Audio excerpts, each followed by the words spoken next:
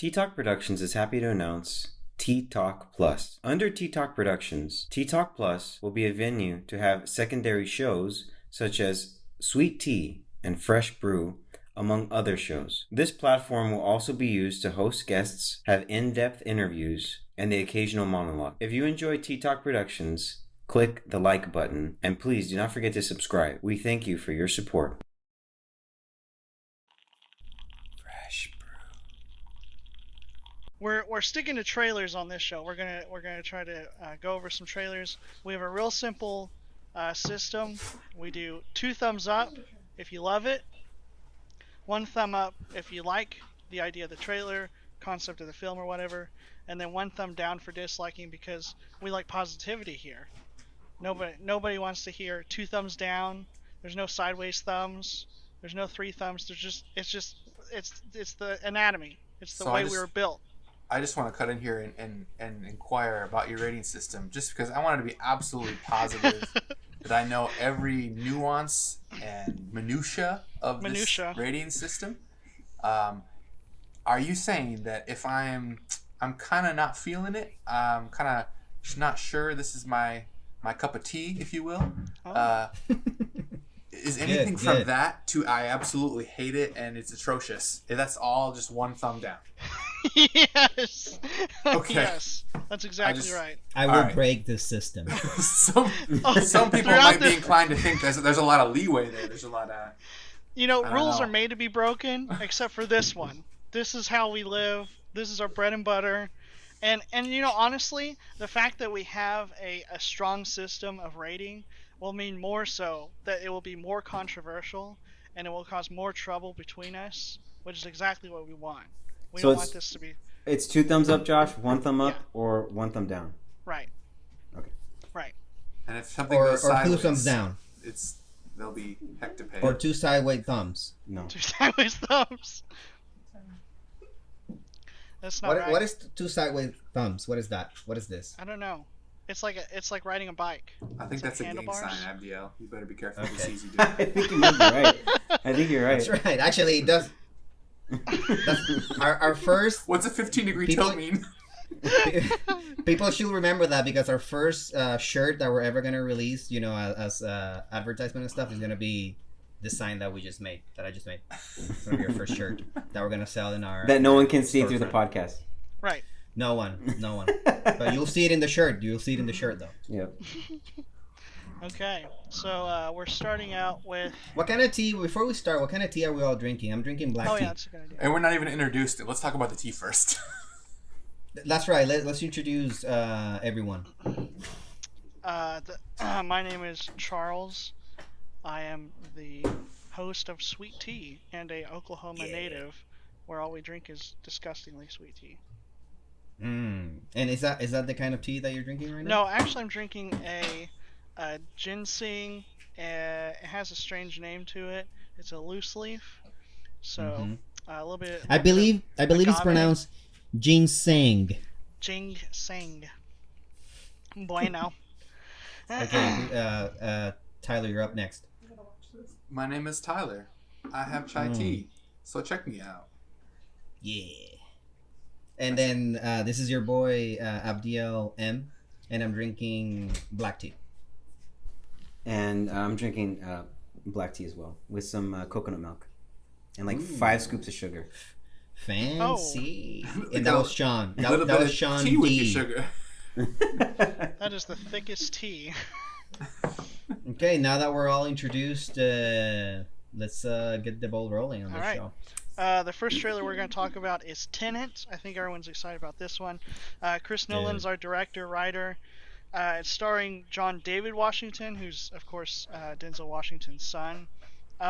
Right now, we have a release date of July. Sorry. Yeah. Is this that is new? news to me, too. Is that you new? just blew Really? my mind. Yeah, you just blew my mind, dude. Denzel Washington's son. That's who he is. He looks just like him, honestly. They look the same age. I know.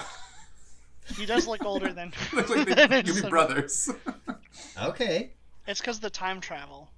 Yeah. July 17th, 2020. Is that going to happen? I don't think so. According to what I read online, that probably will be pushed back. Oh man, that's bad news. I'm just wondering at what point we'll start getting our theaters back open. But yeah, so it's a espionage thriller / time travel. That's all it says. Yeah, what are you guys' thoughts?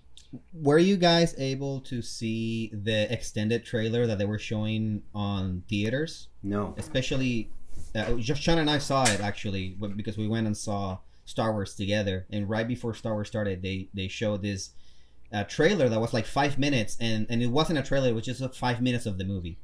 Oh no! Do you remember that, Sean? We saw this together? Yeah, We saw this together when we went to see Star Wars, the Skyward Awaken, whatever, and the last one, Episode 9. And you remember there was the Tenet trailer that lasted like 5 minutes, and it seemed like the movie had just started. For a second, I was like, "What's going on? Did we like enter the wrong movie, or is this like an experiment? Did we just like bought tickets for Star Wars, but Christopher Nolan paid off all these theaters to actually show his movie? Like, what's going on?" It was like 5 or even more, 5 or 8 minutes of the movie, and it wasn't a trailer. It was just like I said, like a chunk of the movie. Sean, you were there. You know, I was probably so emotionally distraught from The Rise of Skywalker that I don't remember it. You hadn't even Bro, seen it yet, and so you're already okay. So distraught. you guys haven't seen. So you guys didn't. How about you, Josh and Tyler? Is this the first thing that you heard about this? Yeah, I hadn't seen The that. 5 minute? Yeah, that's new. I don't know. Okay, bro. So it happened. I feel like I'm going crazy now. I feel like I am in a Christopher Nolan movie right now, where I have this memory that no one else has, or that I know this fact that no one else knows.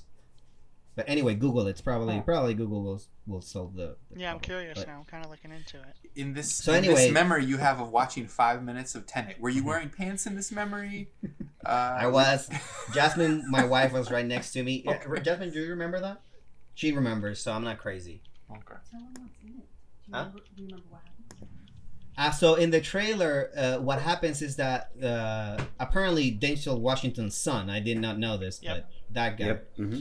he goes into some kind of theater. No. I'm like I can barely remember, honestly. But they're like, first there's like a shot of they're like on a truck, and there's like SWATs or some kind of special forces, and they have like a shield that says what the special forces they are. I don't know. I can't remember which ones they are, but some actually the shield is actually like a sticker on. Not like a sticker on, like one of those straps that go like, what do you call that? What do you call that? Velcro. It's like a Velcro. Okay. It's like a Velcro A crew tie. That strap. did not sound like Velcro. at No, all. I was So completely lost. Thank God for your wife. Thank you, Jasmine. Okay, so anyway, Denzel Washington is Denzel Washington's son. It's one of those guys with the Velcro on. So he's not actually from the special forces, and there's something's going down, and there's this guy that's watching the theater, and he's like in a special room, and he enters the special room, and he like trying to get him out because apparently the other people, the actual special forces, are like trying to get this guy. That's a terrible explanation of what happened, but that's the best I can do. I All of totally that took followed place in everything 3 you said. seconds. Yep. Velcro. Well, Okay. Josh, what were your thoughts on the trailer? I like that because a lot of trailers try to explain too much, and Chris Nolan never really allows that. But it's an intriguing trailer, which I think is something that's important, especially for a film like this. It's something that it wants to sink its teeth into you to allow you to think about it before you ever walk into the theater. You already have ideas, you have preconceived ideas and thoughts, but there's nothing foundationally strong enough that's going to make you say, well, I wish it didn't do that. I wish it didn't turn out that way. I think that's the best thing I can say about it, is that I'm excited about it, but it's not something that I'm going to be disappointed if it doesn't turn out a certain way. To your point on, I read online that they actually had to read the scripts in a locked room, and that script could not leave that room. I believe it. I love That's Chris becoming Nolan. increasingly common with high budget movies, but it doesn't surprise me at all with Christopher Nolan. It's like he's like a master plotter of schemes in a way that J.J. Abrams thinks he is. You know? Wishes he was. Yeah. And that makes sense because especially with what happened with John Boyega, that he leaked the Skyward's Force Awakens. He got to take one home, right? Yeah. The last Skywars Awakens. Skywars. He got to take one home. Yeah. Wait, say what was the name again? You gotta say that name one more time. Last Skywalker Awakens. No, but he didn't take it home. He actually took it to a hotel and he left it underneath the mattress of the hotel. Yeah. And the housekeeper found it and sold it on some website. Reddit. It's crazy. All the rumors were true. It was so disappointing. Oh man, the rumors are true. Tyler, what do you think about Tenet? I'm very excited, and I like how you can't tell what's going on exactly. You get little inklings and stuff like that. And I actually have I think in the end of the episode or whatever, you'll talk about other things we randomly have thoughts about, and I have a walking point about a recent trailer that's it has such a cool plot twist to the movie, but they spoil it in the trailer. And it's irritating, and I'll bring that up later. but that's totally not the case here. You have no idea what's going on. There's just a lot of epic and high production value imagery that doesn't tell you anything. It just looks like, wow, this is going to be exciting. And last time I watched it, I paid more attention to the audio, like what the characters were saying, because I think the first few times you watch something, you're trying to figure it out. So you're watching everything carefully, the visuals. But then when he starts to have the voiceover, it was kind of intriguing to me. And I already can't remember what the first thing that happened in the trailer was, but I remember him saying, right before he says welcome to the afterlife, this other character in the trailer, he mentions that the guy that Washington's son, Denzel Jr., he was John David. Yeah, he wouldn't even he was willing to die rather than give up his companions or whatever, or his colleagues, and that was what kind of qualified him and passed the test of that he would not give up. If he's working on something so high seriousness, that he wouldn't give up who he's working for or whatever. So that was intriguing. Cool. Tells you something about the character in a movie that you know nothing about. So I might be the only one making this comparison, but at the time the Tenet trailer first came out, they were releasing the trailers for the video game Death Stranding from what's his face? I can't remember. Hideo Kojima. Yeah, Kojima. Kojima, right. There we go. The comparisons were I felt like we have Chris Nolan sitting here. He's looking at some trailers on YouTube. He runs across this Death Stranding, whatever this is, and he says, "Oh, I should write a movie based on what I think that's going to be kind of like." Yeah, I see the comparisons. There's another game that I think actually it's more similar to Tenet. It's called Control. Yeah. And it has a similar vibe to it. What I like, but Sean, what do you think? What do you thought about Tenet? Josh's point about what the trailer was about, I remember walking away from Rise of Skywalker and someone mentioned that trailer and I was like, oh yeah, what was that about? And so I had to read it what the plot was, at least what we have so far. But what Josh said too, I think is also probably true. I think Christopher Nolan is one of those guys who you ever know those guys who you're really good at something and then they look at it and they in 2 seconds they're better at it than you are. I feel like Christopher Nolan is one of those guys who he's taken movies that people already did, a World War II movie. He's taken Batman, whatever he works on. He's oh, I could do better than what they did, and he makes this amazing story. Probably the only movie he's done that really wasn't already covered was Inception, which was a movie that he had wanted to film from the beginning of his career. Yeah, I totally see what you're saying. You trust anything he does at this point. Yeah. What I like about Christopher Nolan movies is that they're very grounded, but then they have a splash of fantasy that really accents the whole thing really nicely. I think where he fails is he's so technical. He's so incredibly technical that he sometimes needs a writer to give it some heart. Like for instance, I really appreciate Interstellar. I know a lot of people did not like it. I love that movie, dude. I really like the movie. It's extremely technical, and it takes you back to, of course, 2001: A Space Odyssey, one of the greatest science fiction films of all time.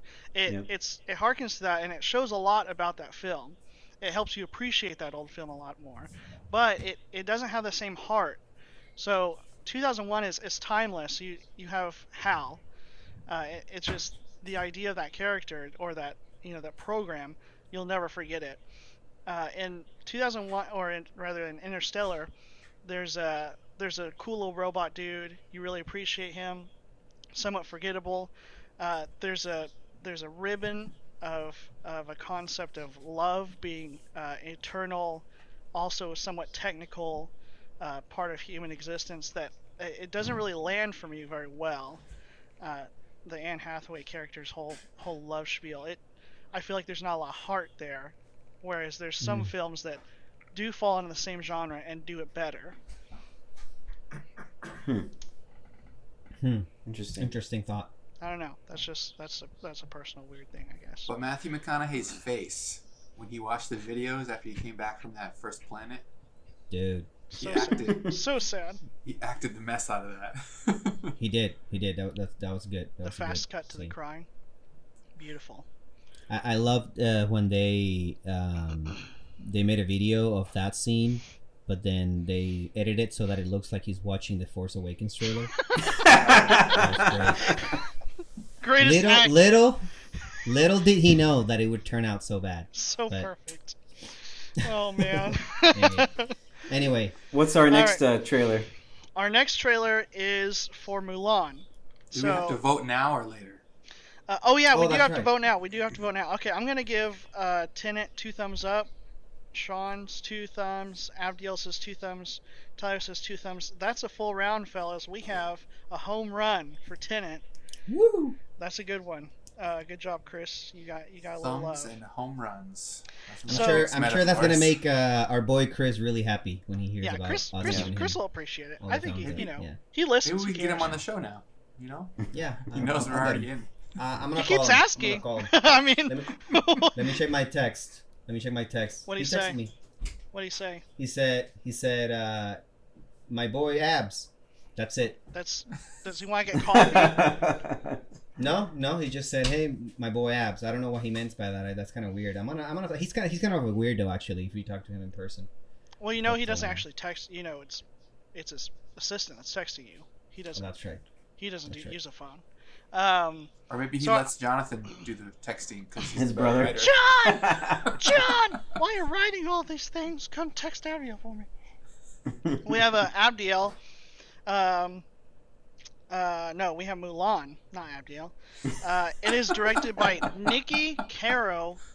You do have me though. I don't know about this director. She directed Zookeeper's Wife. Never seen the film. That's the only thing I've seen that she's directed.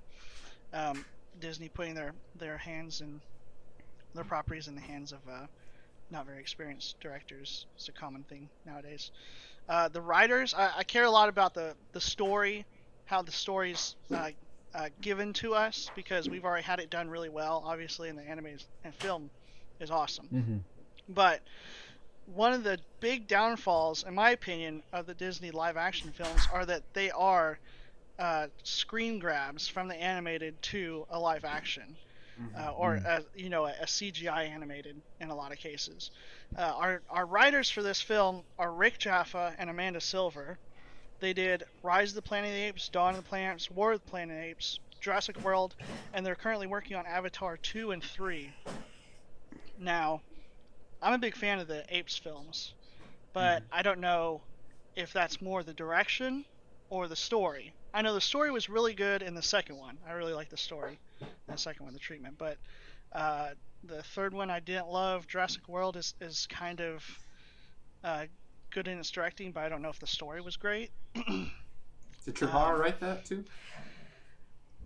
I didn't check. He probably was a co-writer. He only did the first one, right? He didn't do the second one. No, yeah. Elizabeth Martin and Lauren Hynek. This is their first film to ever write for, this Mulan film. I I don't know. I feel like it's just gonna be the same thing, another screen grab. Are you saying you didn't like The Lion King? I'd rather watch the animated film. Yeah. Mm. We already You have know it. what? I see you. I hear you. And I agree with you. Yeah. No, Actually, you were I just really talking about how you like were crying Yes. on The Lion King.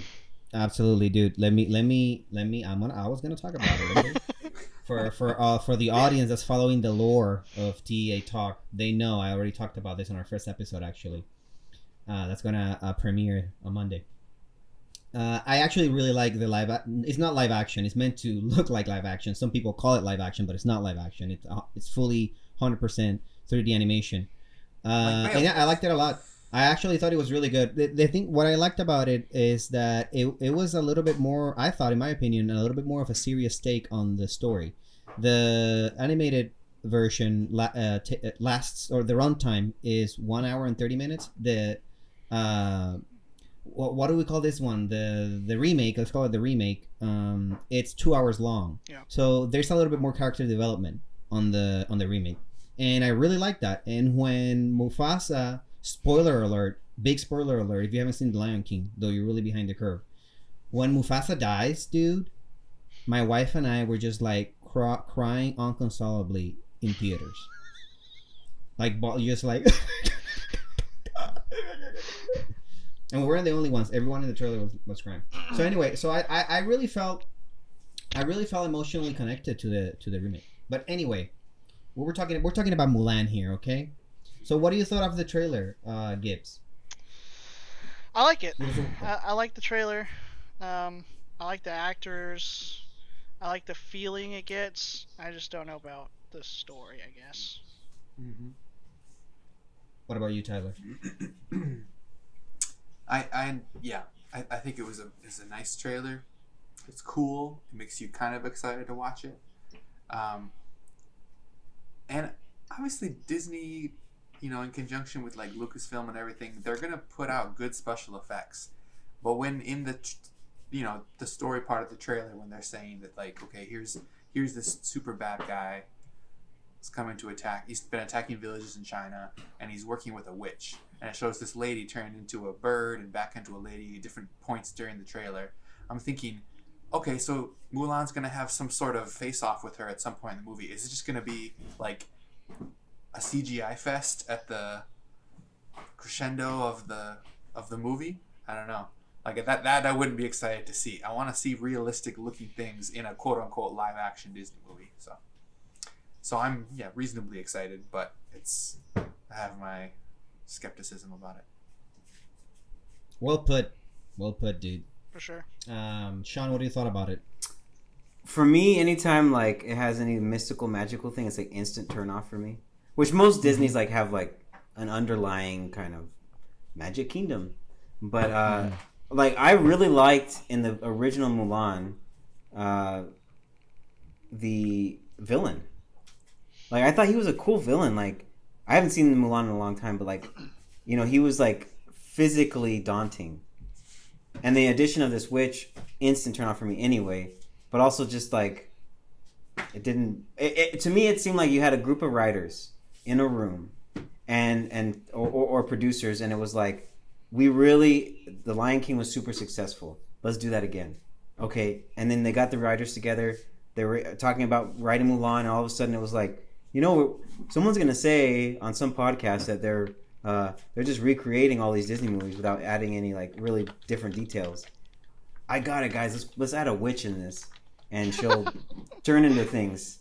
You know what I mean? Like I feel like it was just like this obscure addition to the story. So here's a thought on that. If just make what you're saying about the witch, it's a female witch, which makes you wonder: did they just put her in there so that this movie would pass the Bechdel test? So For our two women listeners, could could you talk to each other about something other than men? Mm-hmm. I was just gonna say somewhat related to that, not necessarily about the two females, but about what I perceive to be as political correctness on some of the dialogue that it's in the trailer. because when they're talking about the invaders, they refer to them as the Northerners, but it's not the Northerners; it's the Huns, which is a culture that exists today, and that they were nomads and they invaded a whole bunch of people. They actually are attributed to have brought down Rome, or to have been very influential in bringing down Rome. But anyway, they were a sort of barbarian tribe that was just like conquering and destroying and pillaging anything they could see. So they changed that. So I don't know why they did that. I don't know if this is just a trailer, so I don't know in the movie they're actually going to clarify where they're from. But I felt a little bit like they were trying to, not hurt anyone's feelings, since this is people that actually exist today, the Huns. And you get the Huns box office money. I mean... Yeah, so that was the one thing that I had to say about that. But the trailer itself, I didn't feel... I thought it was okay. I thought it was nice. I didn't feel especially excited for it. I'm laughing at the thumbs down that Sean just gave it. Spoiler. But one thing that I did like, to not be super negative about the whole thing, was the change on one of the songs. They made one of the songs on the animated version more like epic sounding. Yeah. I thought that was cool. Yeah, I did hear that. I did notice that. Yeah. Okay, thumbs. I'll give it one thumb up. I'm gonna give it one thumb up. We got My wife 3 loves thumbs Mulan, up, so and if I don't do this, I probably won't even go see it. Won't even go see it. There you go. That's straight from Sean's mouth to your ears, and now you know everything you need to know about that film. The next one we have is A Quiet Place 2. It's slated for September 4th, 2020. Man, I have a lot of thoughts about this because the first Quiet Place was a really unexpected hit. It was a really good film. I felt like it did an amazing job doing storytelling without... It was really showing and not telling, obviously because of the premise. But can you take that premise further? Or is this one of those properties or stories that is better left untouched? Because it is good as it is. What do you think, Tyler?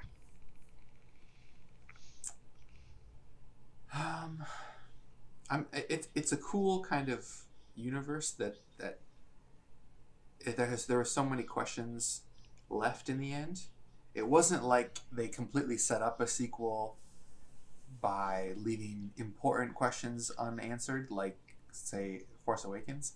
But it was kind of like, here, let's build out this universe as much as we reasonably can without just having too much dialogue about the world. They wanted to flesh it out, make it believable for that movie, but there's still, obviously, you're like, how did we get here? What other things happened? Where do they go from here to there? What are other people doing in the world? That kind of stuff was naturally there, and you're like, hey, I'd like to spend some more time in this movie universe. So I can see totally why they would have a second one, especially with the surprise hit of where nobody saw it coming and it happened and it was great. Meanwhile, you have things like Solo, which was good, meant to build on itself, but didn't have enough success to maybe carry another sequel. So I'm reasonably excited about it. Technically, I don't think it'll be as good as the first one, but I think it'll be pretty good. That's all I got. What do you think, Sean? I've never even seen the first film. And the trailer, I think I've seen it. So I have no, I have nothing of substance to add to this. Okay, cool. So I'm just going to go for it. I don't think I finished the trailer for A Quiet Place 2. I think I started it. And I saw Jim's face from The Office. And, also the director. He was in the first one. And I actually did see the first one. Is he in the first one? Mm-hmm. He is in the first one, yeah. He stars in the first one. And I saw it with my wife. And I thought the first movie was good. As you both mentioned already, I thought it was pretty intriguing, and there's some good tension in the movie. because for the audience out there that might not know what the movie's about, it's about some aliens that invade Earth, and they can't see, but they can listen really well. The bats, basically. They're like bats, yeah. And they're hunting down humans, so humans are sort of living in this post-apocalyptic version of the world where they're all like hunkered down, living in quietly, call it a quiet place. And there's a scene. Well, I'm not gonna say what the scenes are. You can Google it if you want. But anyway, so there's a pretty interesting dynamic in the movie where there's not a lot of sound. There's not a lot of music. It's just ambience noise because they just kind of want to make you feel that you're there. And I thought that was pretty cool. That was pretty neat. I didn't know that I could enjoy a movie so much without almost no sound, no music, dialogue, no music, no dialogue. So it's a lot about the acting and the tension. That was pretty cool. I thought that was pretty neat. Honestly, like a pretty neat idea. I have no interest whatsoever on Quiet Place 2, though. Yeah. I don't know what they could do to make that more interesting. Did he direct the first one? He directed and acted and did everything. Yeah, the budget was $17 million. They made $340 million worldwide, that's a super small budget. Yeah, so they made a ton of money off of the first one. And that's what I'm afraid of, though. That's why they're making the second one, because they have to, because it made a lot of money. Yeah, yeah. Just from the trailer, it's more action packed for sure, because the first one has almost no action in it. It's very character driven. I feel like they're trying to do a aliens thing where the first one is a quiet, terrifying film. The second one, they take all the same terrifying elements and they turn it into an action film where you just start destroying the terrifying elements, where it's more fun than it is scary. I mean, I think that's what they're going to have to do because, like Abigail said, there's nowhere you can go. Are you guys able to watch Jim from The Office? Like, are you able, like, I remember now why I didn't watch it, and specifically, I never really watch things that he's in it because I can't not think of The Office. Well, he has a beard. That helps. It helps. In my mind, he's like typecasted forever. Absolutely. I don't know how. It's a real achievement that he's been able to get roles in other movies, honestly. Because I can't. Every time I see him, it's just Jim. But anyway. You know, it kind of helps, though, if you kind of go into it thinking that this is sometime in the near future where Pam has died. He remarried Emily Blunt, and they had kids. Now, how does Jim keep his family alive after the alien? Dude, bro, you just retroactively made that movie better. I don't even have to see it. Like it's again, my memory it's better now of the movie. Tell you what, though, that movie has no rewatch value. It's all about the scares. It's so true. It's so Once true. you know what happens, there's no reason to watch it again. Absolutely not. Yeah. But that first experience is enjoyable. So Quiet Place 2 trailer. What do you guys say? We got 2 thumbs up. Tyler says thumb down. Abdiel has yet to vote. Abdiel, we're waiting upon your vote. No, this is your first sideway thumb. Okay, so we're gonna take the computer. Okay. Okay, there you go. There we go. Dislikes the trailer. I slowly pivoted my thumb down like I'm some kind of Roman emperor or something. Roman emperor, okay. So you think. The next one I want to talk about, I haven't seen a trailer for this. So we're going. I was thinking that this should be like 35 minutes long, or I mean, actually like 30 minutes long. Yeah. I'm already on 35 minutes. Okay. So we can add something else, and but we should finish it as soon as we can. Okay. The last there's no trailer for the rest of these. Monster Hunter, so also September 4th, 2020. I brought this up because I know Abdiel is probably excited. Let me bust your bubble here. Paul W.S. Anderson is your director for this film, Abdiel. He directed Alien vs. Predator. Okay. Serviceable, not great. Pompeii. I don't know if you saw that. 2014. Oh, dude, that's terrible. I did not. Terrible. I did not see it. Okay. I saw like 10 minutes of it, and then I was like, "What am I watching?" You cannot watch it. It's an unwatchable film. No. As well as all of the Resident Evil films. So this is your director. No. There's one good thing. Ron Perlman is in this film. I like I don't know Ron who that Perlman. person is. He was what's the best way? Okay, you remember Pacific Rim, and that the guy with the switchblade, and he sells them monster parts. Old white guy. Oh yeah, I don't like him. Okay, I like him. But him, I don't like him. That didn't land the way you thought it was gonna land, Josh. No, You're like not Ron at all. Pillman. I don't was like dead silent. I like Ron Pillman. And Mila Jovovich, which I guess works with this director. His a lot. wife. Is it? They're married, yeah. That makes sense. Oh she's in all wow. these films. Okay. Okay, and now I'm gonna learning ask so much about people's lives. so much about Hollywood I didn't want to know. What are you guys excited for? I'm just gonna say I found one. I had no idea this was coming out. It's called BIOS. It's a Tom Hanks film. It's essentially about he's an old inventor. He builds a robot in a post-apocalyptic world so that he can take care of his dog after he dies. That's what the robot's job is, and to keep him company. So, I mean, It's Tom Hanks. It's Tom Hanks. Yeah. Did he write it? Strange No, I don't think so. I think he's just acting in it. I didn't get a lot of info on it. There's not a lot out there on it. Sounds to me like Tom Hanks' second Bat movie. Yep. He always says he only takes on roles that he feels like he can expand what he brings to them. Bro, he doesn't do the expanded same his thing over and role over. in the movie The Circle. So good. He did so good. I'm being sarcastic, by the way. Yeah. Okay, but think about this.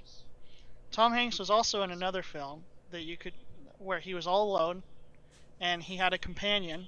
Don't you even go there, dude. The Terminal. No. The Terminal, right? No way. No way that it's gonna be whatever that movie was with Wilson. Yeah, if this robot is anywhere near as remarkable as Wilson was, Castaway. Yeah, Castaway. for Castaway, then it's going to be a hit. It's going to be incredible. Did you see Robot and Frank?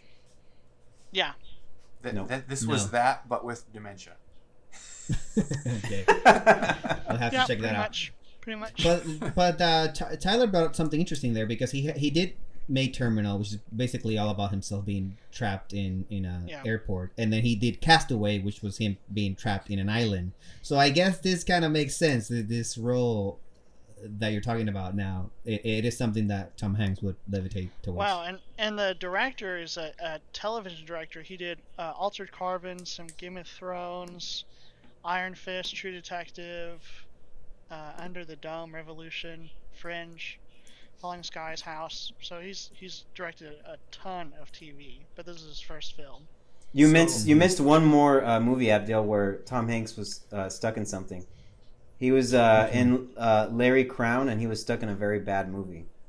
He directed that film. He wrote it and directed it. It was terrible. I was even thinking with that though, like, what's the movie where he was stuck in East Germany, right? The Bridge of Spies, right? Bridge of Spies, yeah. That was a good Bridge of one. Spies. Well, he was also stuck in some area of Germany in Saving Private Ryan. Okay. Or actually, no, that was France. Yeah, that was France. Different Come country. on. Come on, Never man. mind. My bad. That was France. My He bad. also died there. Oh, he did. Spoiler. Or the movie Big, he was trapped in an adult's body.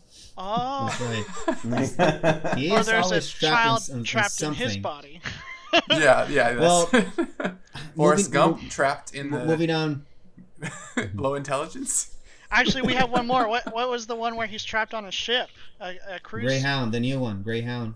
No. The old What? one. The pirates take a ship. What was Yes. that? Oh, dude, Captain Phillips. Captain Phillips. Yeah. Oh, that's Dude. Another one. Such a Another good Oh great my one. goodness. Yeah. This man Okay. makes movies Poor out Tom of being Hanks. trapped. So, Trapped. Tyler, what are you excited for? Well, Yeah, of course I'll watch his robot movie. Tom Hanks. Abs, what are you excited Yeah. for? Okay, I'm excited for Greyhound, which is also another Tom Hanks movie. Well, I talked about it already on the other episode, but it's a World War II Tom Hanks movie, so it should be interesting. Be good. And then Sean, what are you thinking? Tenet. Tenet. Absolutely. Oh, just in general? I thought we were talking Tom Hanks. But yes, Tom I'm excited for Tom Hanks to survive the coronavirus, guys. Yeah, he's gonna be fine. Okay, so Josh, do you want to close up? Yeah. Hey, thanks for joining us. We really appreciate you guys coming on this first episode, and we'll continue them. Next time we might go over trailers for some things that we haven't seen before, some lesser known trailers. So anyway, We'd like to thank today's sponsors. Abdiel. Yes. Today's episode was sponsored by the movie Bloodshot, starring Vin Diesel, which went straight. I didn't even think it got to theaters. It went straight to rental, and they spoiled the entire movie in the trailer. The end. The end. That's right. Also brought to you by Banana Peels Everywhere. Banana peels. That's disgusting. Where will we be without them? That is Everywhere. Okay. All right. Thank you guys for joining us. Billy doop doop ba da beep bop boo beep boom. This has been Fresh Brew, a Tea Talk Plus podcast hosted and written by Josh. Tea Talk Plus Fresh Brew is a product of Tea Talk Productions. If you like what you heard, like and subscribe, and please consider supporting the show on Patreon. Link is in the description below. For questions, corrections, requests, and ideas, please email us at teatalkproductions@gmail.com. You can also use the DM service on Patreon or the YouTube comment section. We're available on Apple Podcast, Google Podcast, Google Play Music, SoundCloud, YouTube, and Patreon. Thank you and goodbye.